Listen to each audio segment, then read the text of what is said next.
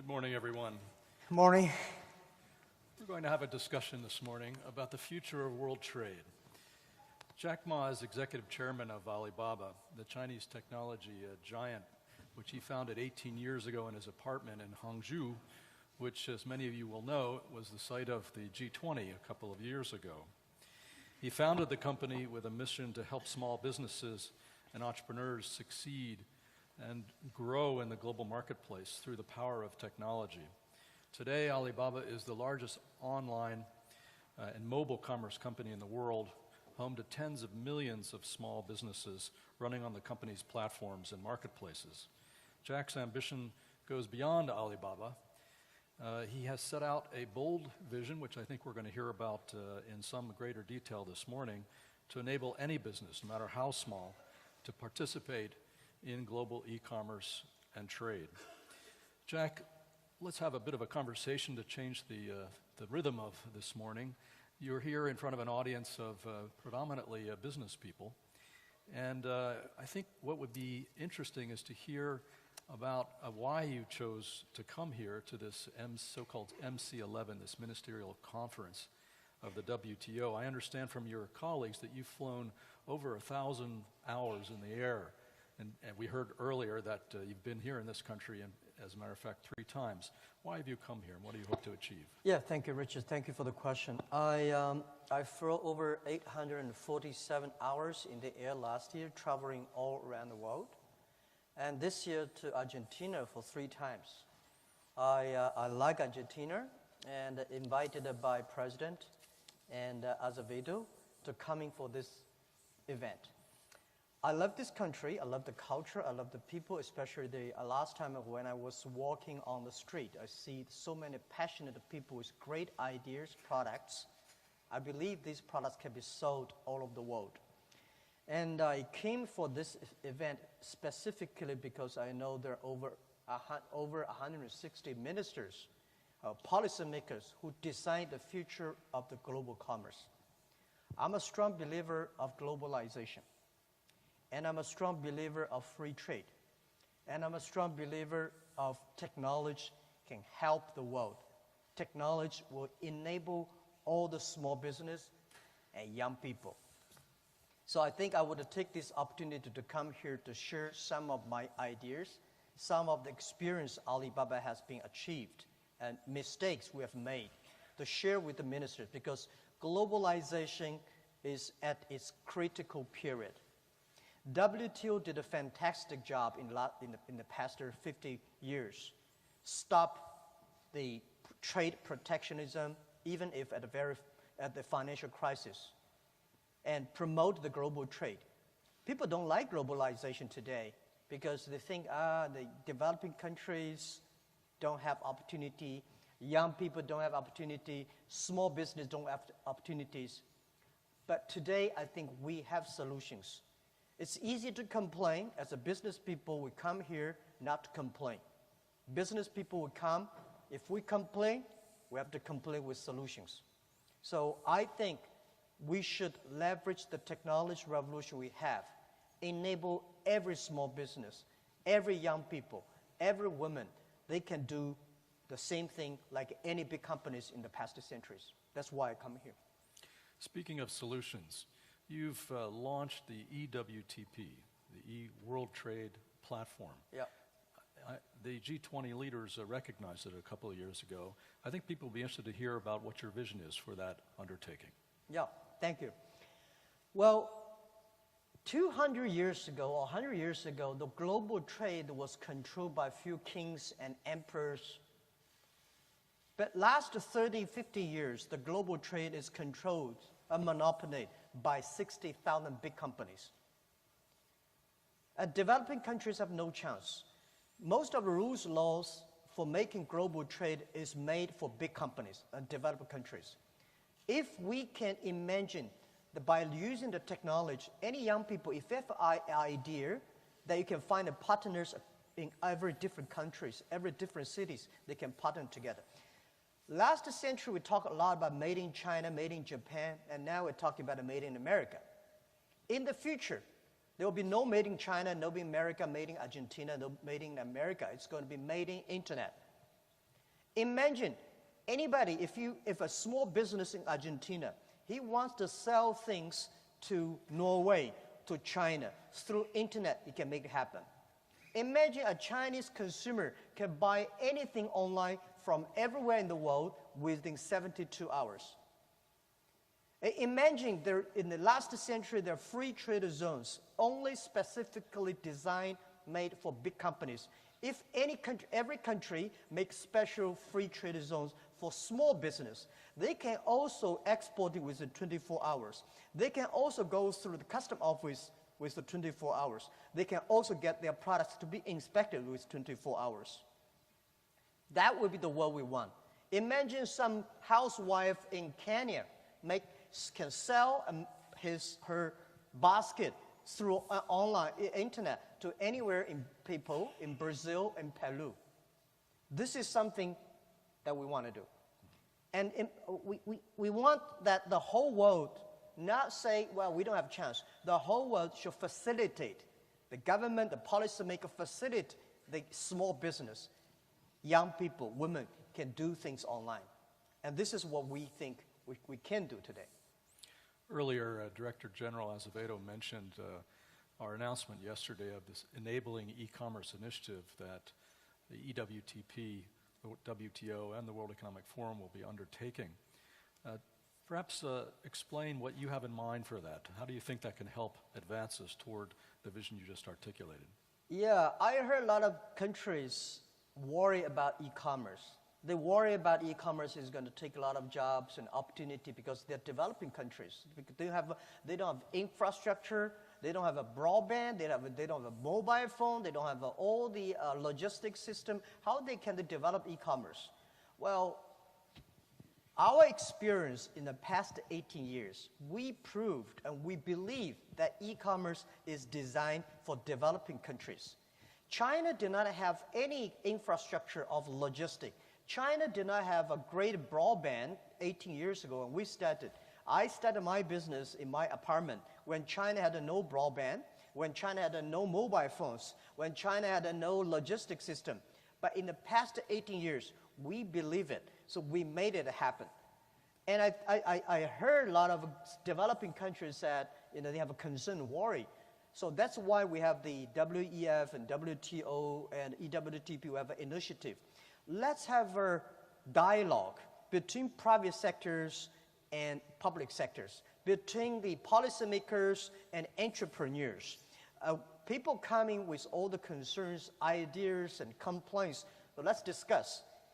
Because I think this is the future. For Alibaba alone, in the past 10 years, less than 10 years, we created 33 million jobs for China. For Singles Day, this year we sold $25 billion online for one day. And among $25 billion, more than 50% of the sales are created by small business. Those business most of the power sellers on our side, these sellers 5 years ago, their company never existed. So we think we should build up this initiative, share experience, share lessons, how we made it happen. One of the reasons why China developed so quickly on the e-commerce, because they believe entrepreneurs, they believe technology, and they don't know how to make policies and regulate. If the government realized how to regulate, there will be no e-commerce in China. Let me pick up on that. Could you expand a little bit upon your notion of what the appropriate role and timing of regulation is in enabling commerce? I think our world is too much controlled by regulators. No matter good thing come, they regulate. Bad thing come, they regulate. Or future come, they regulate. I remember 1994 when I had the idea of internet. I was invited to join a meeting in Beijing. In a late night in Beijing, there was a building. A group of experts of internet gathered together. They say, we should regulate internet. That was 1994. And I was wondering how, at that time, there was an internet expert. All the people sitting up together, they worry a lot of things. They say we should control this, we should regulate that. 20 years passed. All the things those people worried never come up. All the things they did not worry all came up. Nobody is expert of the future. Today, for my experience, for our experience, suggestion is that please let the innovation come first. We should make policies to facilitate the entrepreneurs. When every new technology comes, it's the great time for entrepreneurs, for innovation to come up. Innovation and regulators, the policies, normally they're contradictory. If you have too many controlling, there'll be no innovation. If there's too much innovation without a regulator, there's a problem. So I think it should be balanced. We see in Europe, my colleague can continue to say, don't complain about, I would say, in Europe, you don't see a lot of big internet companies in Europe. One of the reasons is because they have too much worry. They worry about this, worry about that. They have regulators. They control everything. They just stopped everything. But good thing for developing countries, first, we don't have a lot of regulations. And the regulators don't know how to regulate. That gives the entrepreneurs market-driven opportunity in the space. So what my suggestion is for developing countries, please give incentive policies for entrepreneurs to have creative ideas. Let them sell, because don't worry about it. We don't have solutions for a lot of things today. But believe there is solution. Believe that our kids, our young people, will find a way out. And China, people worry a lot about e-commerce. 18 years passed, we are the main driver of China consumption economy. We created 33 million jobs, and we changed the China way of doing things, doing business. We're giving so much hope to young people. Now the policymakers come, and we start to talk, we start to negotiate, we start to listen to each other's complaints and problems, we start to make policies. You've been traveling to a lot of developing countries to talk to them about this. How has been the reception? So far, so good. I've been traveling so many countries and shaking hands with prime minister and ministers and presidents. And we hear some worries, concerns, but if they don't try, there's no opportunity. If they try, there is opportunity. And e-commerce is new to any country. But e-commerce is not new to all the young people. Young people love it. The best way is that's giving chance for young people. And we got a lot of support, like Malaysia government. Within 6 months, the first 3 months, they said they will make it. Next 3 months, they put action. Today, we see so many small, medium-sized companies in Malaysia is using that platform to sell things to China. And China today is same. So we think that the developing countries welcome it as long as they listen, they try to get all the experience. So for Alibaba today, I know there are a lot of ministers here. We want to offer this service to everybody, every country, especially developing countries. The ministers, minister level, policymakers, welcome to China, welcome to our company. We will give whole free training and tell you how we did it, how China government did it, how we did it in past 18 years. So we've been helping last month, we helped the 28 African young people from a lot of different countries. They came to Hangzhou, my campus, for 10 days training.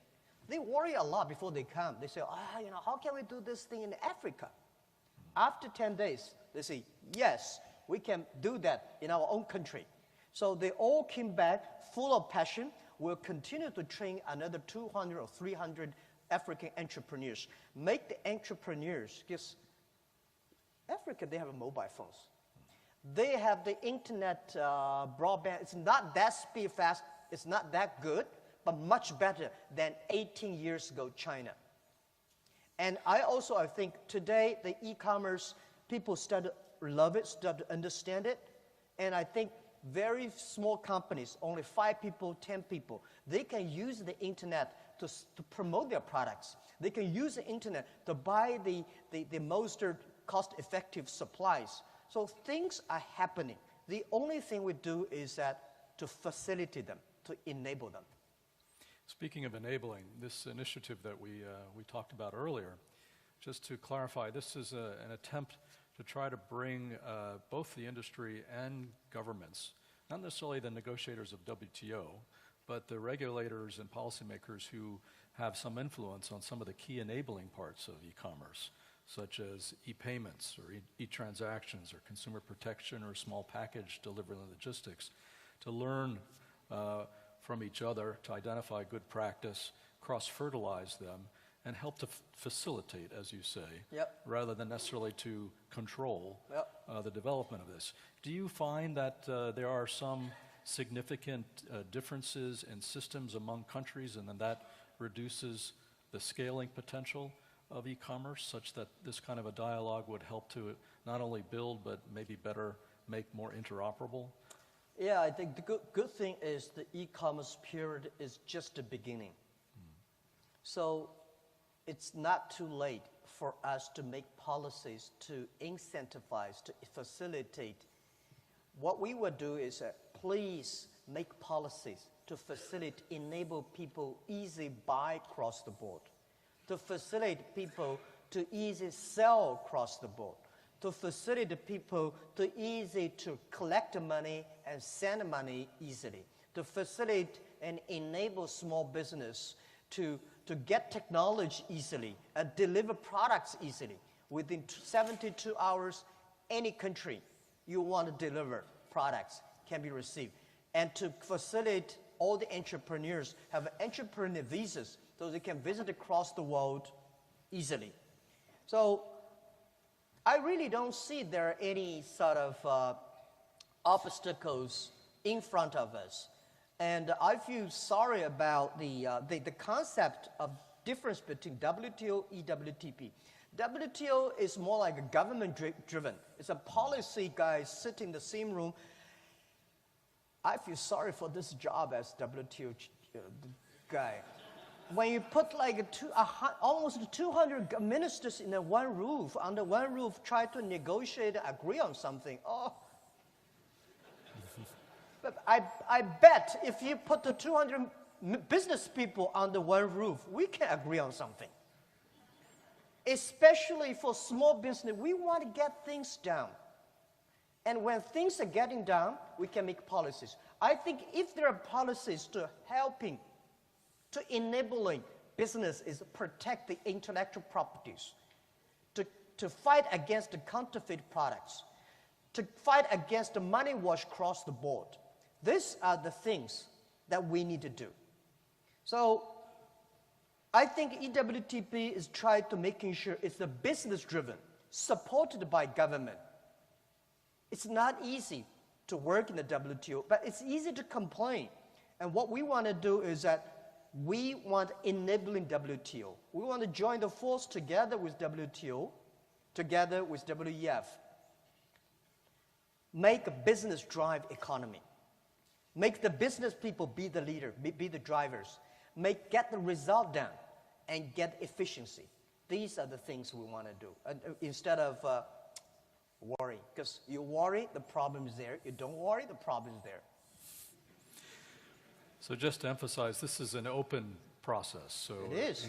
We invite plenty of all sorts of businesses, governments at various levels, experts to engage with us. Not so much to worry, but to solve. Absolutely. Because WTO, you guys sitting there, and we every year we're waiting for your result. We're not involved. EWTP, let's get involved, and then let the policymakers understand. Sometimes I think the policymakers and business people, we think differently. We do think differently.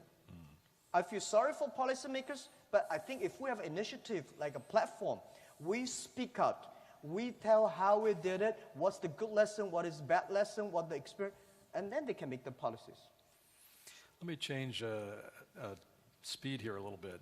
To the extent that you have any free time, given your business obligations and your travel, what do you tend to do with that free time? I was a teacher. I hate to be a teacher when I graduate. I was trained to be a high school teacher, and I never thought I would be a teacher. But my president of university said, Jack, go there, teach. 5 years, don't leave. So in the 5 years, I promised I did not do. After 5 years, I became a good teacher in my university. And 5 years later, I said, everything I told my students are the things I learned from books.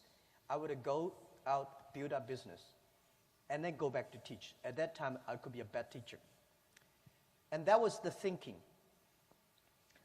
But I learned how to be a CEO by my teaching experience 5 years. A good teacher always expects his people better than he, expect his students to do better than he am. He wants his student to be a banker, to be a mayor, to be a scientist, to be a musician.